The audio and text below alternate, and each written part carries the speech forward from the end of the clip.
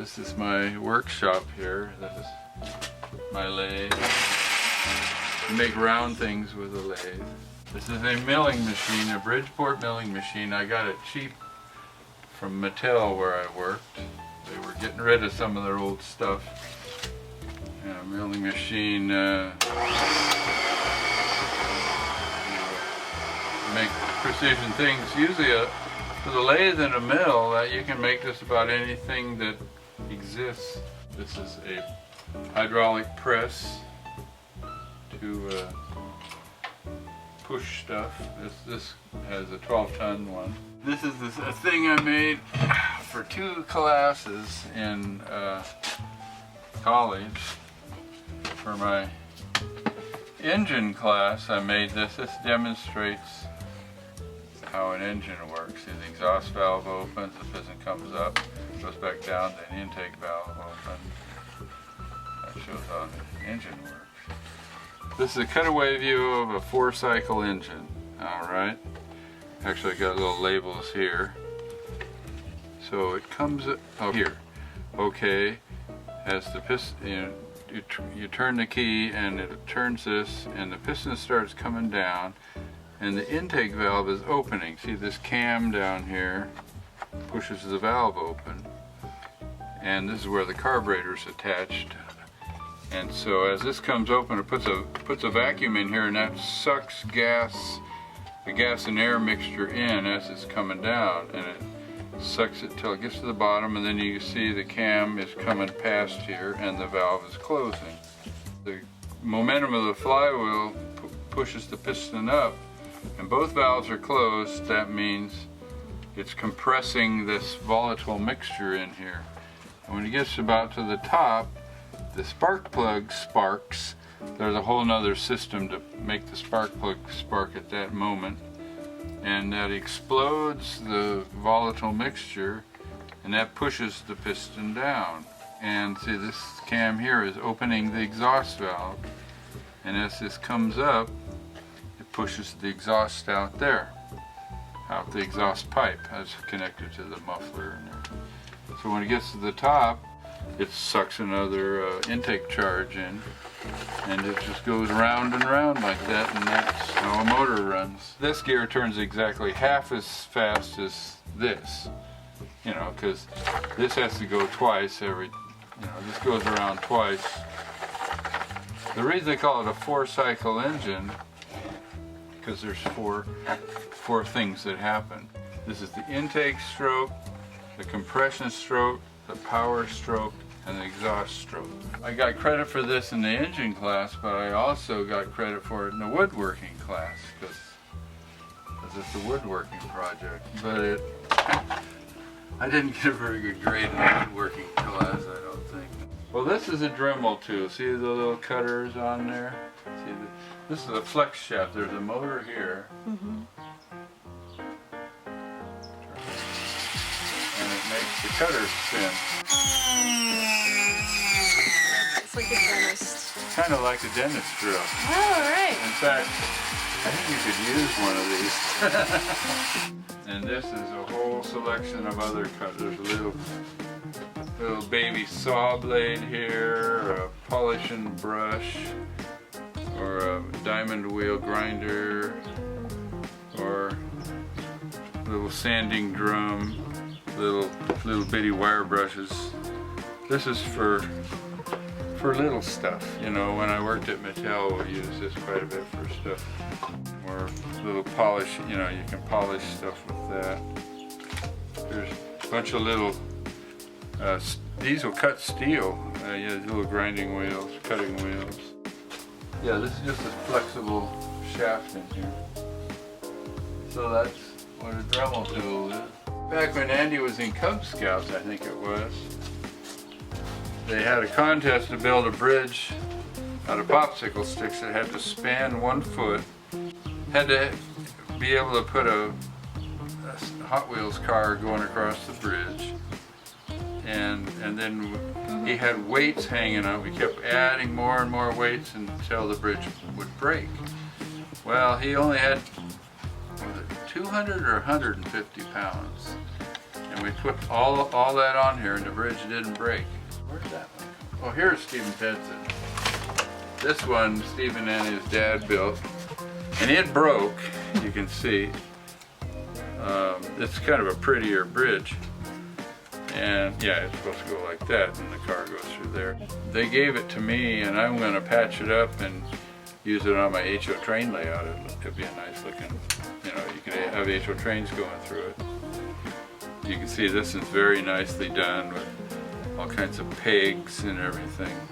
Yeah, I made a bridge that hangs down this way, you know, because that way you don't have to have this open. It goes across the top.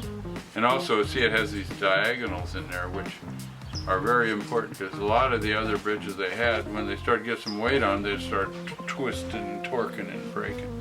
You know, I just guesstimated where would be the most stress.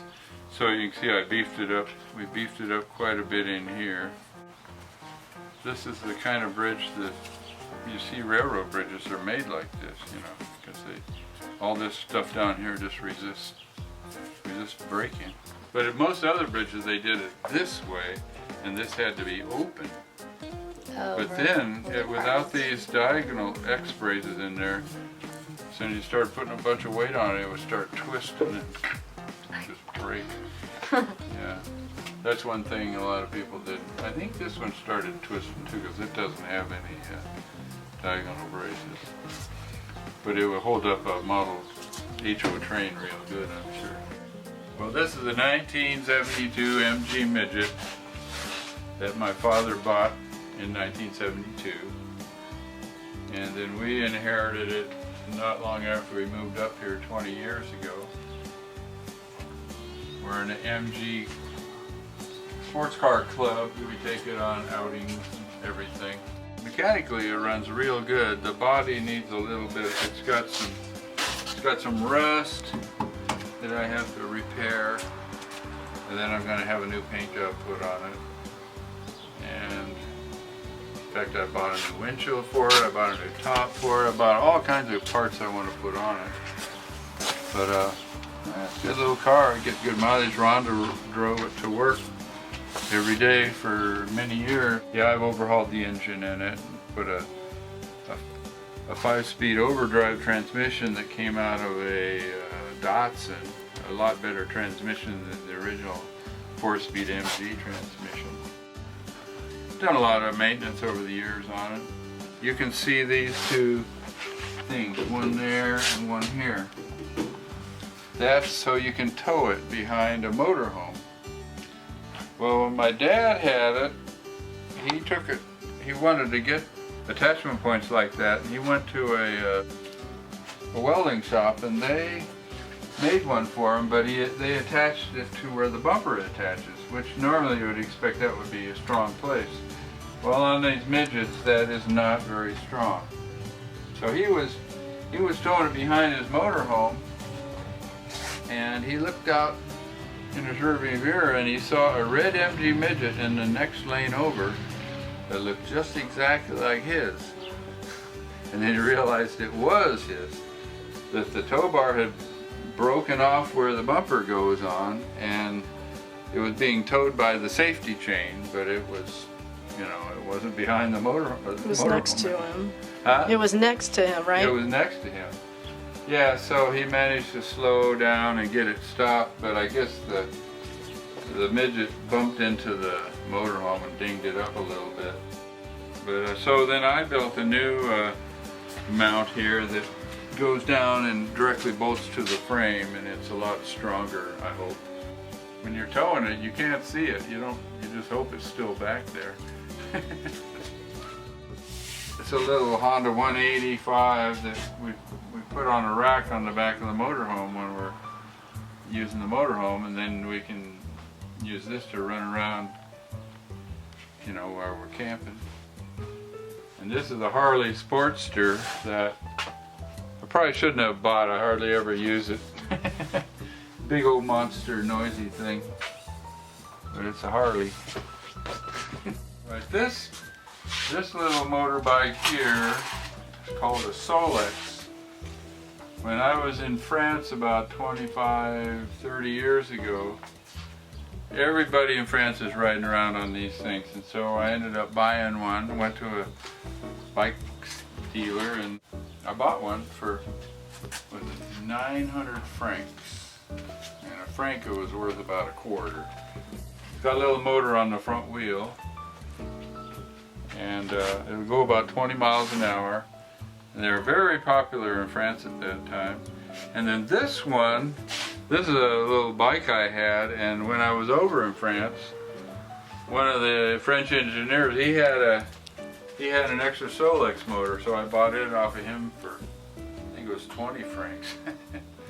It needed an overhaul, so I overhauled it in my hotel room in France there, put a new piston in it and stuff. They don't make Solexes, well, they make electric Solexes now. What I did with this one, as you can see right here, it's a splice. You can take this into two pieces and it'll fit in the back of our airplane. And so when if you land at some out of the way airport, you can get the Solex out of the back and right into town. You can put two people on the seat. But these are, any Frenchman knows about Solexes because they're just real. They were real common.